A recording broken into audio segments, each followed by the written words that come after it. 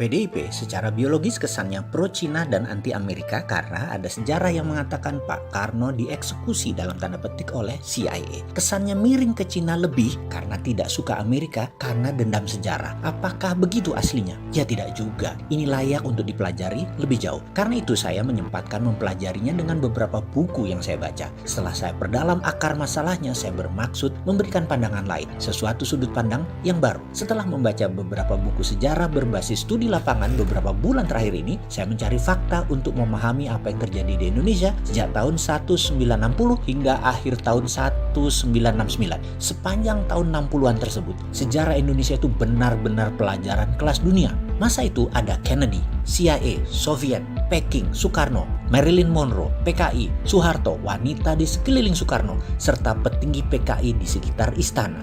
Serta banyak lagi drama di tahun 60-an tersebut menarik sekali. 3 buku saya habiskan dalam waktu 2 bulan kemarin. Setelah membaca, saya pun menganalisa, sehingga saya rasanya punya pendapat lain melihat sejarah dan realita terhadap apa yang terjadi terhadap Presiden Soekarno. Kita semua tahu bahwa globalis mulai menunjukkan taringnya di dunia di sekitar tahun 60-an tersebut, yaitu ketika mereka diusik kenyamanannya dalam hal kendali transaksi terhadap dolar, di mana mereka yang memegang dunia perbankan dan cara pembayaran menguasai Federal Reserve Amerika. Mereka memiliki kemampuan dan akses untuk mencetak uang sekalipun, dan mereka bisa. Mereka swasta loh ini. Berkali-kali saya mengatakan Amerika itu negara swasta karena memang kuat sekali swastanya, dan mereka itulah para globalis cabal. Ketika Kennedy memiliki platform baru, yaitu akan mencetak greenback by gold atau dolar negara Amerika yang dicetak berdasarkan jaminan underlying emas, maka ini ancaman bagi globalis cabal. Untuk itu, Kennedy memerlukan Indonesia. Ada perjanjian yang menguatkan rencana besar itu. Perjanjian tersebut membawa Indonesia ke kancah internasional, di mana Indonesia di tahun 60-an adalah memiliki kekuatan militer terkuat di selatan Khatulistiwa. Benar, Indonesia adalah kekuatan terkuat di bumi bagian selatan waktu itu dan atas banyak bidang termasuk ekonomi, yaitu rupiah. Pak Karno ada di tengah rencana besar dunia akan menerbitkan dolar versi negara dalam tanda petik Amerika, di mana ketika Amerika akan mencetak uang, mereka memerlukan jaminan underlying emas. Untuk itu Kennedy meminta jaminan emas Indonesia sebagai salah satu bagian dari underlying dolar terbit, yaitu dolar baru versi Kennedy. Perjanjian di Jenewa yang bernama Grand Hilton Memorial Agreement yang ditandatangani oleh Presiden Kennedy dan Presiden Soekarno menjadi salah satu tonggak besar sejarah dunia. Tetapi globalis cabal yang terancam kendalinya punya skenario lain.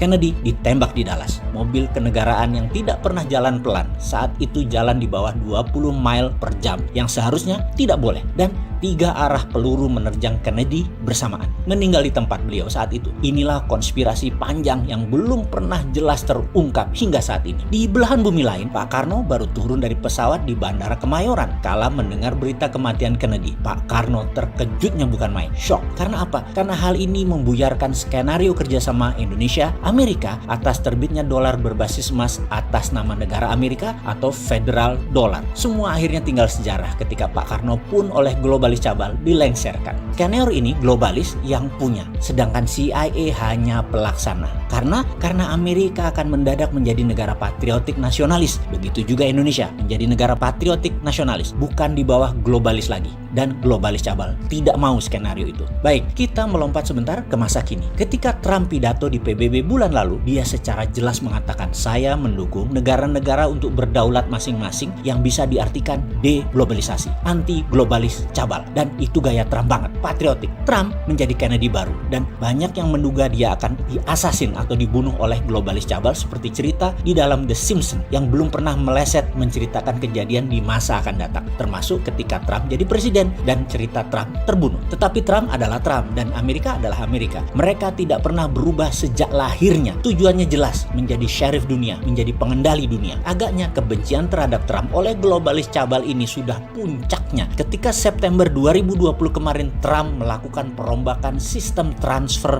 dolar. Kita beri catatan sebentar ya terhadap Trump sebagai pengingat, dan ada strategi yang layak ditiru untuk membuat membuat Amerika negara berdaulat dan superpower. Juga kalau kita berani tiru, bisa membuat Indonesia berdaulat. Pertama, kalau Trump jadi presiden Amerika, jabatan keduanya dia akan menggunakan emas sebagai underlying dolar. Kemudian Federal Reserve Amerika sudah berada di bawah Kementerian Keuangan, tinggal dikuatkan lagi di masa jabatan kedua. Ingat ya, kita juga berkali-kali sejak beberapa tahun yang lalu kalau kita dapat mandat, BI kita bubarkan, jadikan Dirjen Moneter di bawah Kementerian Keuangan. Agaknya ditiru Amerika terlebih dahulu ya. Oke, belagu juga ya si Sontoloyo ini pamer-pamer. Oke, kita lanjut. Lalu, Trump lakukan apa September 2020 kemarin? Swift transfer dolar, perusahaan network transfer money antar negara yang berpusat di Basel, Switzerland, tidak dipakai lagi. Penguasa keuangan dunia globalis cabal Rothschild mulai meredup sejak 2500 tahun yang lalu berkuasa, dan mereka termasuk yang sangat marah terhadap Trump. Oleh Trump diganti dengan kuantum komputer yang dikembangkan oleh pemerintah Amerika yang telah digunakan oleh banyak bank sentral dan Fed sebagai lending konsorsianya. Inilah perang sesungguhnya saat ini. Globalis cabal di belakang Demokrat dan Tiongkok melawan Amerika patriotis nasionalis di bawah Trump. Ada yang menarik, kesadaran bernegara Amerika lagi tinggi-tingginya sehingga beberapa pendekatan pidato Biden-Kamala terpaksa harus menirunya, yaitu agar tidak ketinggalan zaman. Biden-Kamala juga ke arah patriotisme jualan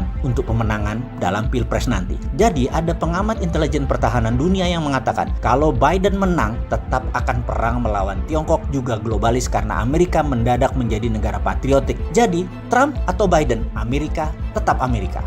Oke. Sekarang mulai kebayang apa hubungannya dengan Omnibus Law, hubungan kebijakan luar negeri Indonesia, apa hubungannya terhadap COVID dan ekonomi Indonesia dari cerita tersebut. Apa harus dijelaskan lebih rinci lagi? Ini pelajaran sesungguhnya ada yang minat nggak sih? Yang menjabat ada yang ngerti nggak sih beginian?